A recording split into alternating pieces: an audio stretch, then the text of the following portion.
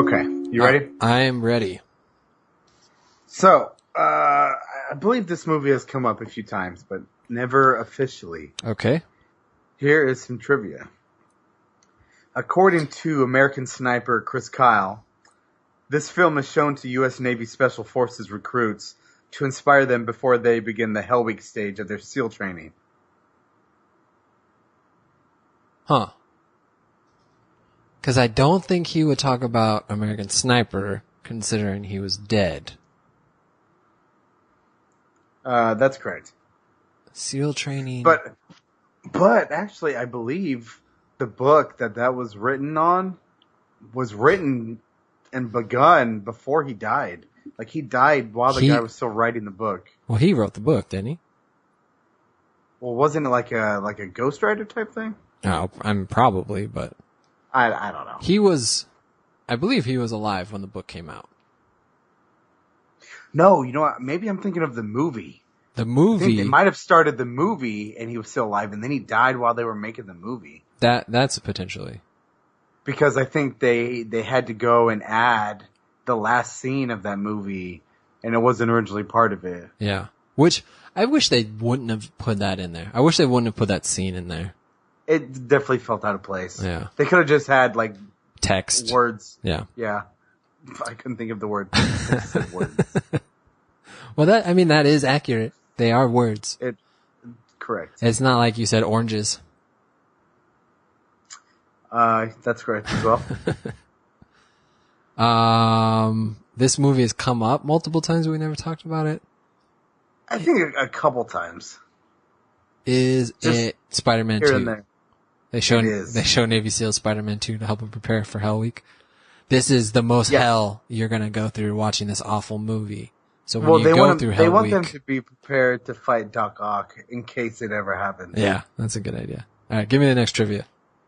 Here's another. This one's not really going to give anything away. It's more just interesting trivia, but 875,000 feet of film was shot for this movie, which is roughly 150 hours. It took the editing team 6 days, night and day, to watch it all. Is it We Were Soldiers? What? Are you kidding me? Did I get it? Based on that? Yeah. I know. Well, I was just thinking of movies we talked about. And also, We Were Soldiers. What movies were just too long? And that was the first one that came to mind. You think We Were Soldiers is too long? I don't know. I never really had an opinion on it until I was like, what movie is really long? And that's the one that popped up. I don't even remember it being long. But it covers 7 days, right? They're stuck in the jungle for 7 days. Is it? Yeah, I think so. And so my logic was, what could film for a long time? And I was like, if they filmed 7 days, like if they filmed enough stuff that could happen in 7 days, that could easily be that long. Like, you know what I'm saying? Yeah. Like if they had 7 days worth of stories and they filmed most of them, I could see how you end up with a ton of footage. Here's a segment I'm going to add. Uh-oh. And I'm going to ask you this. So these always turn out to be gold. You have seen this movie, right? Is this what we're doing? Is this the new segment? You have seen this? Because that's just the show. Yes. All right. I have seen this. I've seen that. If you had to guess, keep in mind this was 2002. What do you think the budget for this movie was? Oh, the budget. I thought you were going to ask the box office because I'm awful at that. The budget of this movie. That's the next question. Oh. The budget for this movie was $75 million. That is correct. Is it really? Yeah. Like on the head? Like on exactly? Well, actually, it was $75 million and $2. Oh, so no. Dang it. But what do you think this made? 300. Worldwide. 300. 300,000? $300. That is closer than 300 million. Is it? Because it only made 36 million. Oof. Really? That's a bomb. I didn't realize it had bombed like that. Yeah, that seems crazy. That's worldwide? Yeah, that's worldwide. I gotta fact check you here. I'm looking on IMDb. Let's see. But I'm gonna go to Box Office Mojo.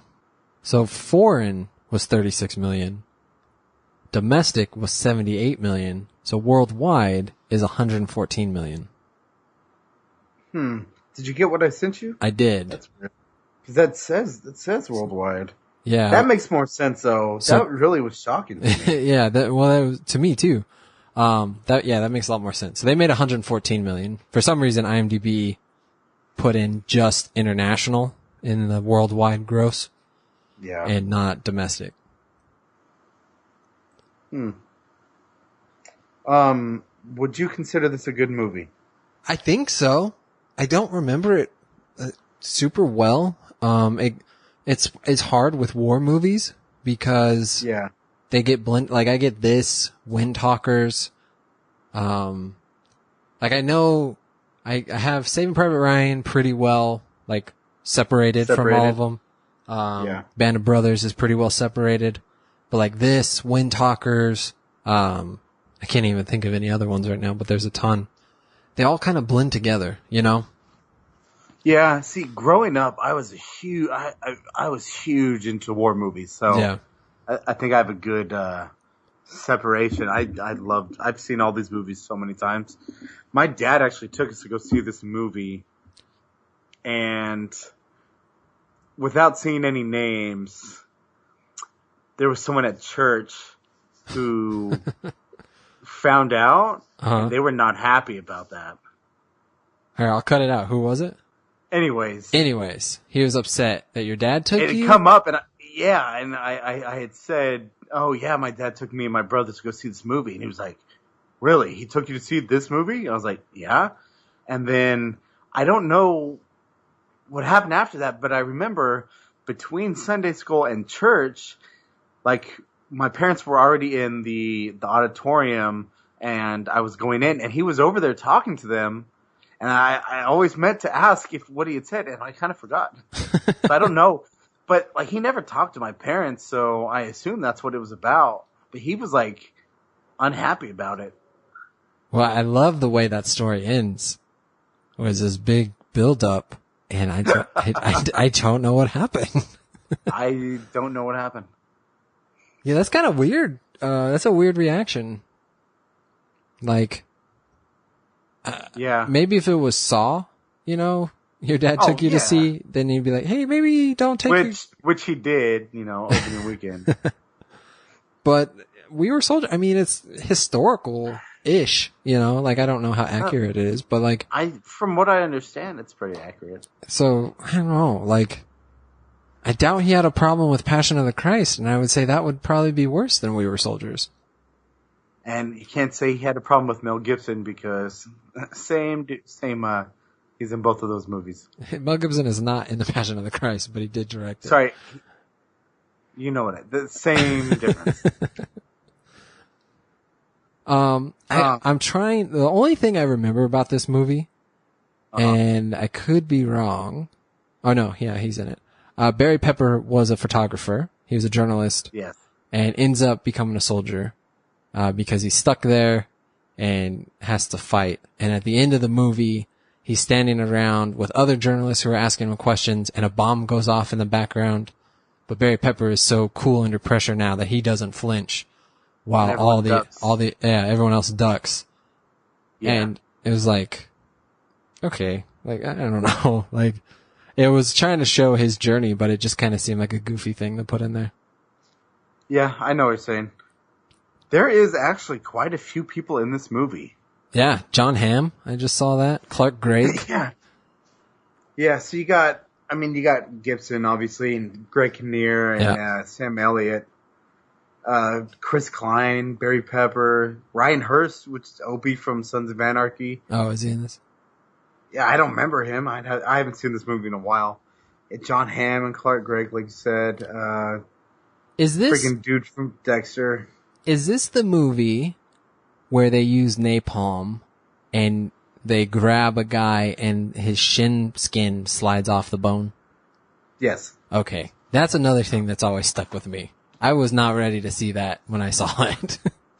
Oh yeah, that was shocking to me. There's only a few things I've ever seen in a movie that have like burned into my brain. That is one of them. And have you ever seen American History X? Yes. When he makes the guy bite the curb and he stomps on the back of his head? Absolutely. That is another thing that burned into my brain. And I was like, no, that would work. That would work so well. Like, it may not split your jaw open like it did to that guy. Yeah. But it would destroy all your teeth and most likely kill you. Like, it definitely would be effective. And that just is like, oh man, that is not that difficult of a thing to do. Like, it would be tough to get someone. You don't even have to like get a weapon or anything. It's just there. Yeah. Like, it would be hard to get them to be compliant to the point where they would bite down on a curb. But like, no, that would be super easy, you know, like and it was just, I saw it when I was like 12 and it just mortified me to think of someone doing that to me. Even just putting your teeth on a curb when the actor did it and you can hear the sound. I was like, oh, grind. Yeah. And I had no idea what was about to happen. I was like, why is he doing this? Why is he making him bite the curb? And then you see the long cutaway of him jumping on the guy's head. I was like, oh man, that's going to be there forever. That's an ouchie right there. And so the shin skin sliding off the body was something that it always, because the idea of napalm is that it burns your muscles. It like gets deep into you. And so it was like melting their body from the inside out. Yeah, pretty much. That scene, I had actually forgotten about that, but it always reminded me of like when you roast a marshmallow. Yeah. You just slide the skin of it right off. That's exactly what happens. Yeah. Oh man, it was bad. But yeah, no, this movie is good. I don't know. I feel like I've seen it once or twice, but it's not like Saving Private Ryan is a great movie. This is nowhere near the level of Saving Private Ryan. Oh no, it's definitely not.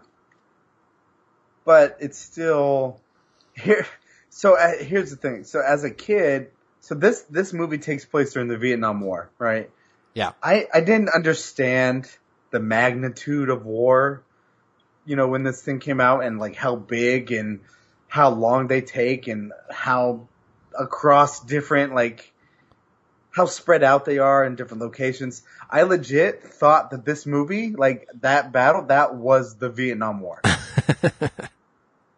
And like, I was so confused that like, wait, I was like, so this is the end?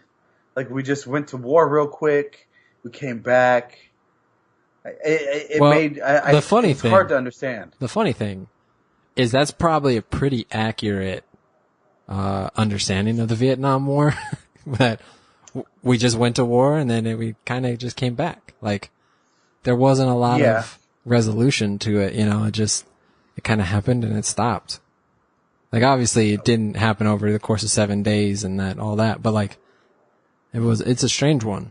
'Cause it wasn't over, we weren't trying to conquer land, you know, we weren't trying to like take anything, we were just trying to get them to stop. And that's really hard to gauge, you know? Well, and so there's a scene in maybe 3/4 of the way through the movie that always confused me when I was younger, where they're like deciding whether or not to like go through, like do a certain phase of the operation, right? Mm-hmm. And like, they're like, it was the broken arrow is what they called it.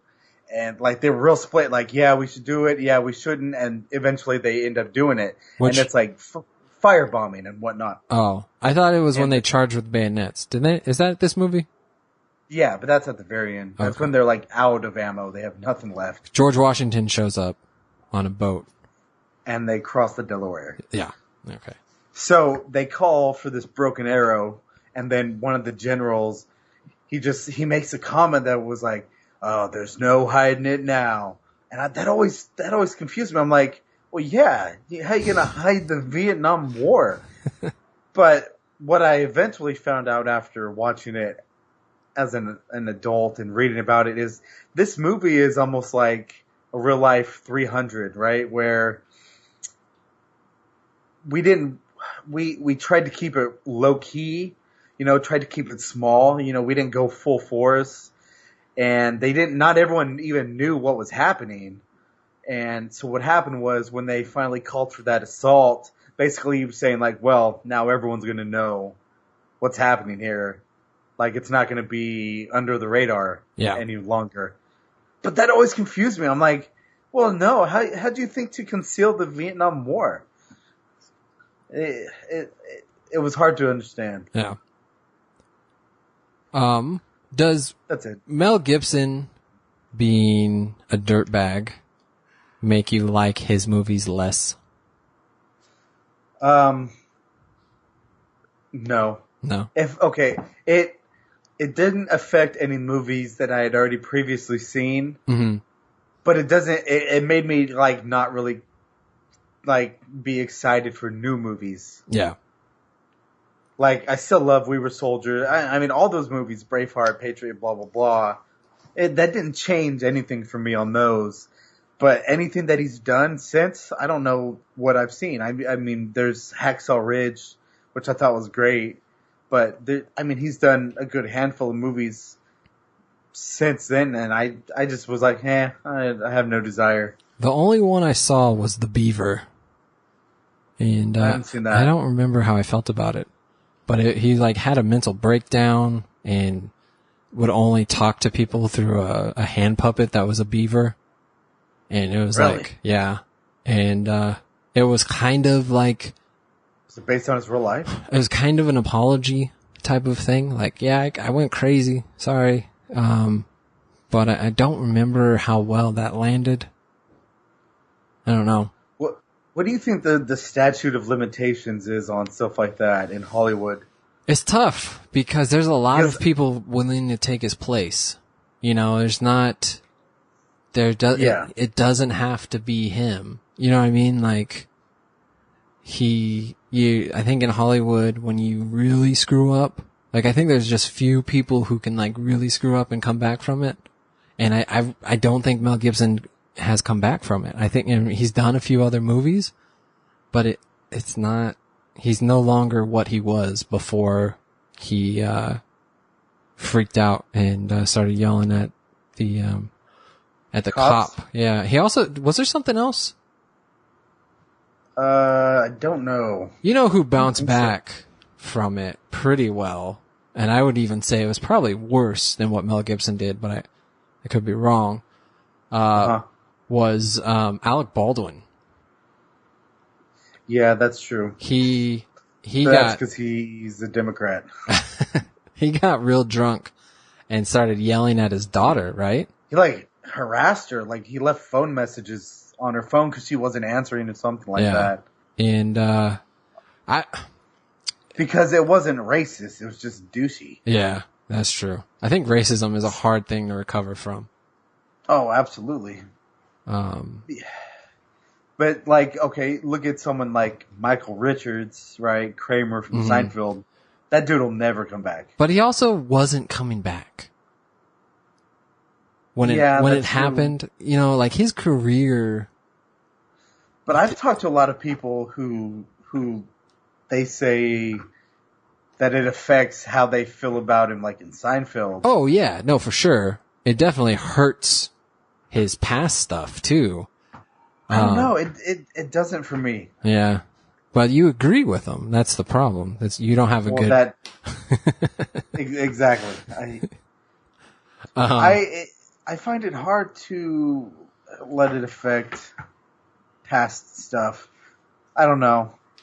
It's hard. Yeah. Like, the reason why I ask is because Mel Gibson, everything that happened with him, really kind of ruined the Passion of the Christ. Yeah, well, and that's the thing, because they were so close together, too, I feel like. Yeah. No, for sure. It was definitely... And then it made it...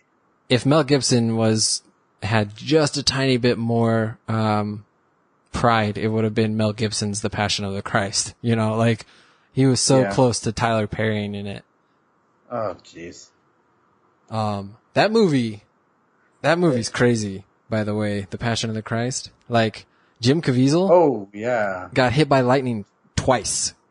Yeah, that's nuts. Like, oh man, can you, like, how do you make that movie and not feel like God is trying to stop it?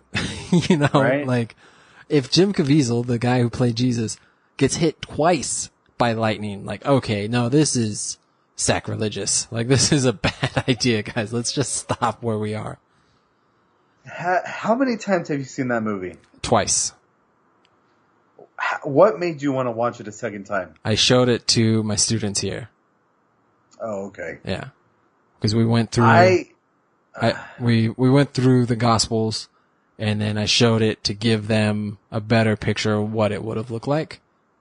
Yeah. Which I think it is effective in that sense, in showing the brutality of the crucifixion. As opposed to the Sunday school version that you hear as a kid? Yeah, the cartoony, like, where you gloss over. I think it's really effective in showing that. I think it is awful at everything else about it. I mean, I only saw it once. mhm. We saw it in theater when it came out. When we were in Church junior group high. went. Yeah, it was, Yeah. Yeah, so I've only seen it that once, or that one time.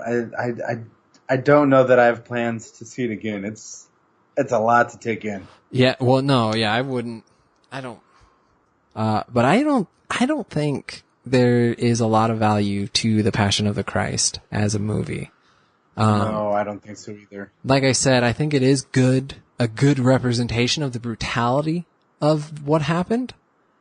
Mm-hmm. But that's it. That's the only thing worth seeing. And it's not really necessary. Like, you know what I mean? Like, it's not for entertainment, and it's not a tool to share the gospel. It's a tool to see how violent it was. And the idea of it was like, look at all the suffering Christ would go through for people. Like, here you go.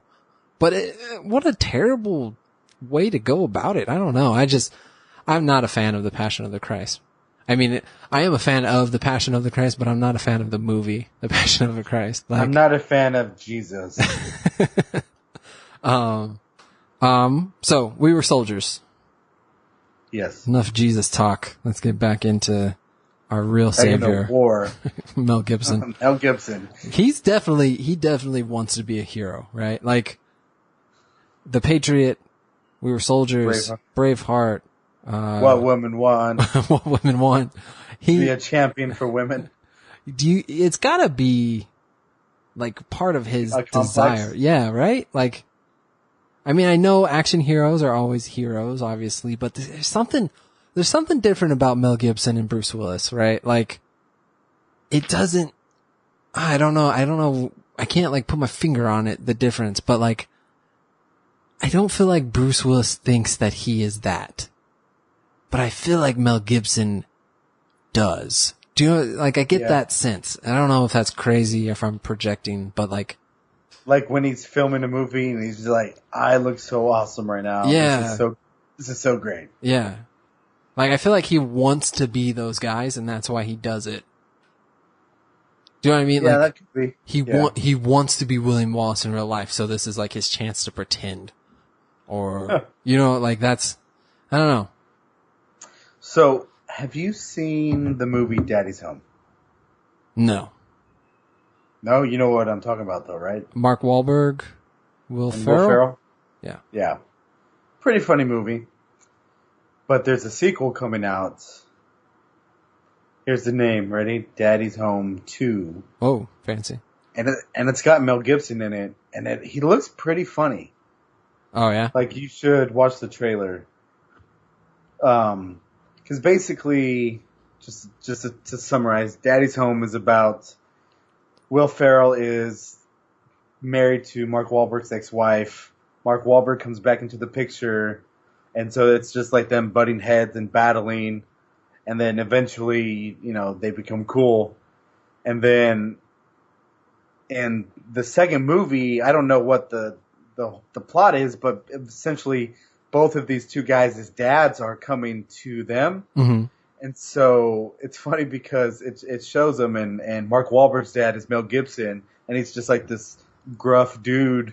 And then Will Ferrell's dad is John Lithgow, and he's just like this doofusy guy. It looks pretty funny. That does not seem age range appropriate. Mel Gibson to Mark Wahlberg is closer, but John Lithgow to Will Ferrell, I feel like they're the same age.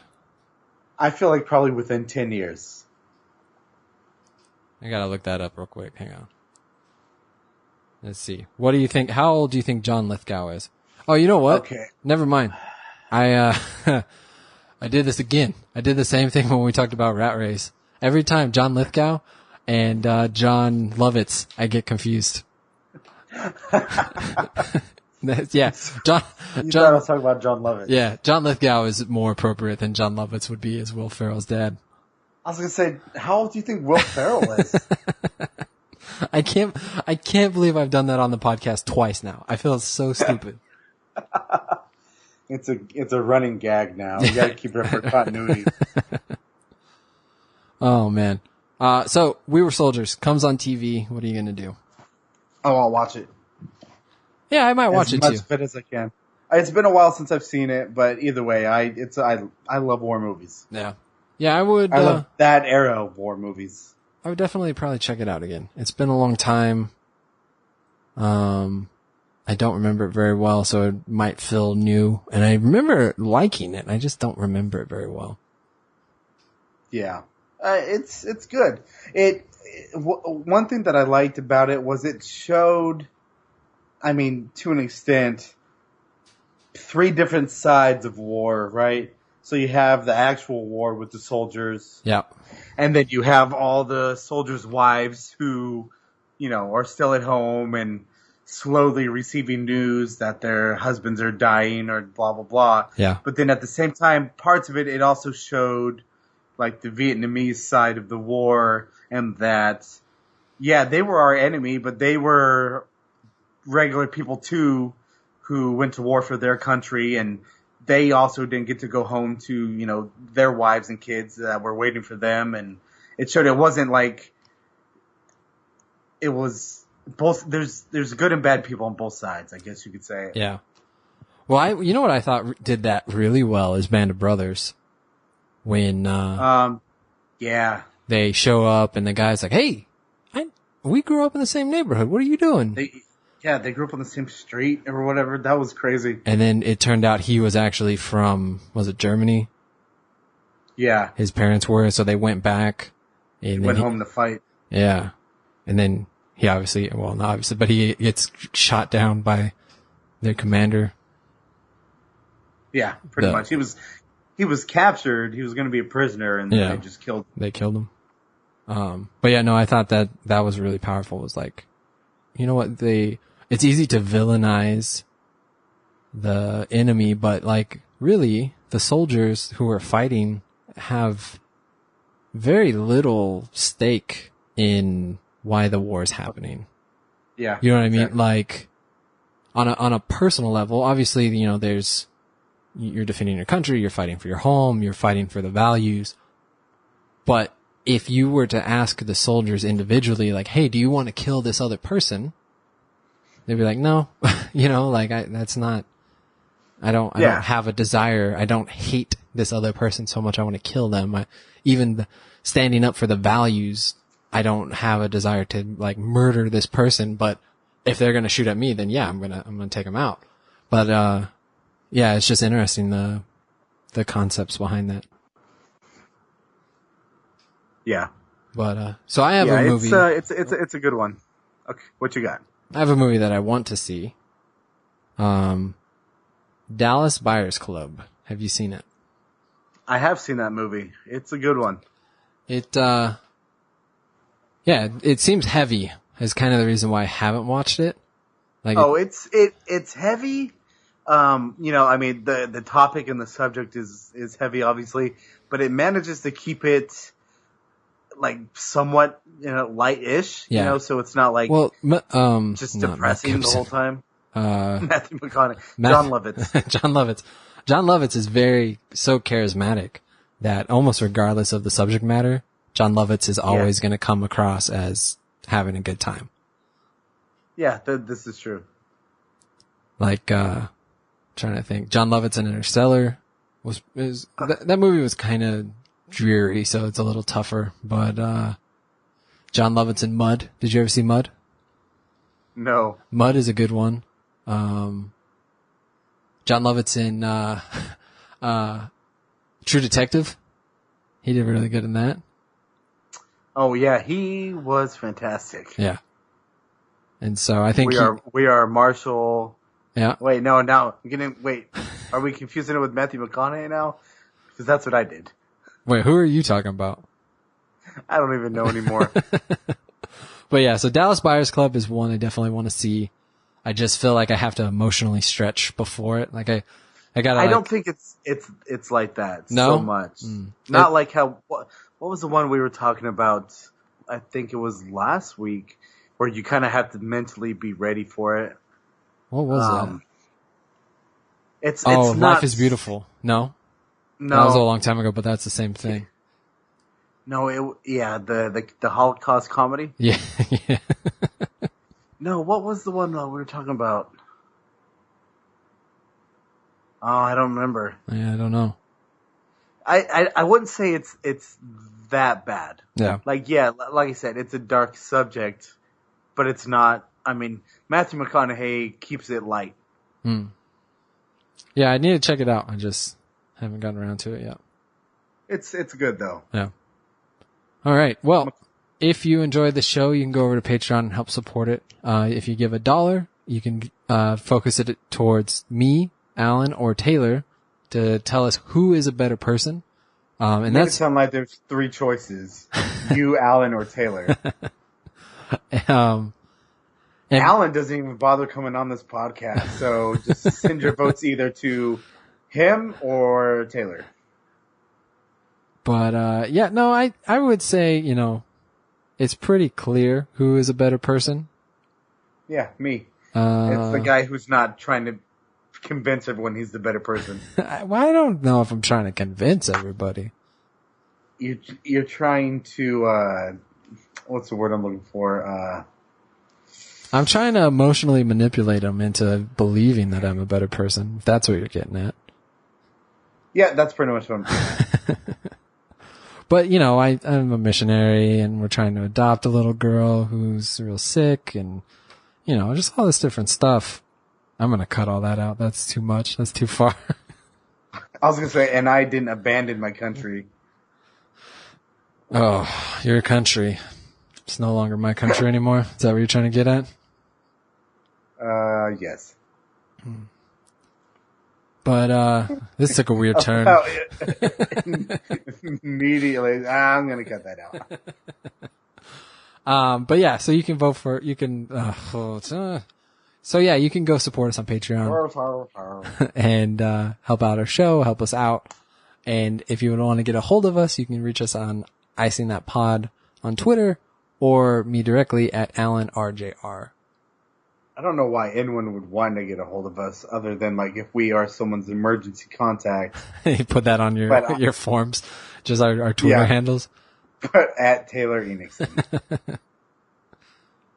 And and you can like us on Facebook or follow our show on iTunes or Stitcher, whatever. We have many options. You can also do nothing. That's fine too. I won't hold you against it. I also will never know. So there's that. I'll know though.